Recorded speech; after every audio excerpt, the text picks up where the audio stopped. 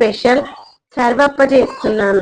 సర్వప్ప అంటారు, సర్వపిండి అంటారు, పేరేదైనా చేసేది మాత్రం ఒకటే ఐటమ్. మన తెలంగాణ వాళ్ళకి ఆడపిల్ల ఇంటికి వచ్చింది అనుకోండి, ఏం తినాలనిపిస్తుంది బిడ్డ అంటే సర్వప్ప అనగానే అప్పటికప్పుడు చేసి పెడతారు కదా, అంత ఇష్టం అన్నమాట. ఎవరి గిన్నె వాళ్ళకి వచ్చేసి మంచి నీకు నచ్చి నువ్వు తిని బిడ్డ అంత ఇష్టం అనమాట అందరికి. అయితే ఈరోజు నేను సర్వపిండి చేస్తున్నాను. అయితే దీనికోసం నేను దీంట్లో మన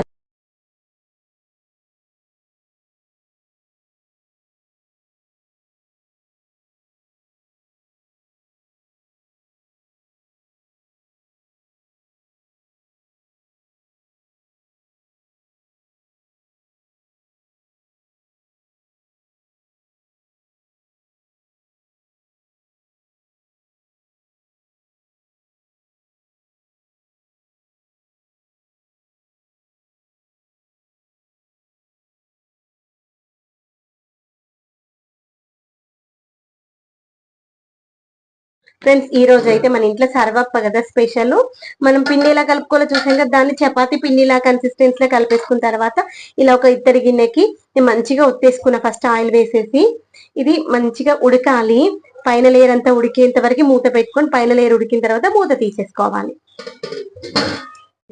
ఒక సైడ్ కాలిందిగా పైకి లేసింది చూసారా, కాలింది అన్నమాట. చూసారా ఎక్సెస్ ఆయిల్ ఏమంటే కిందికి వచ్చేస్తుంది. దీన్ని ఇలా టర్న్ చేసి వేస్తే ఇంకొక సైడ్ కూడా మంచి కుక్ అవుతుంది. ఇదిగోండి ఇంకొక గిన్నె కూడా పెట్టాను, పైన మంచి ఉడికింది సారా.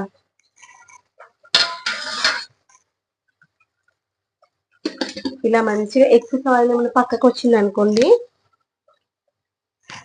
దాన్ని మనము ఒక్కసారి ఇలా క్లాత్ తో అంత చుట్టూ తిప్పేస్తే మంచిగా ఉడుకుతుంది అనమాట. అలా మధ్య నిలిచేటండి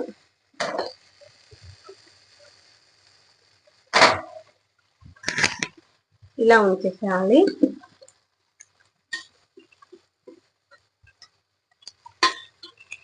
ఇది కాలలేదు కాబట్టి వస్తుంది.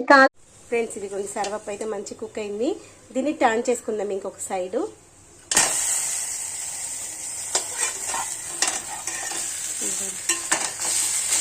ఈ సర్వప్ప అల్యూమినియం గిన్నెలో కమ్మగా వస్తుంది, అదేంటో కానీ ఇత్తడి గిన్నెలో కంటే టేస్ట్ అయితే వేరియేషన్ వస్తుంది.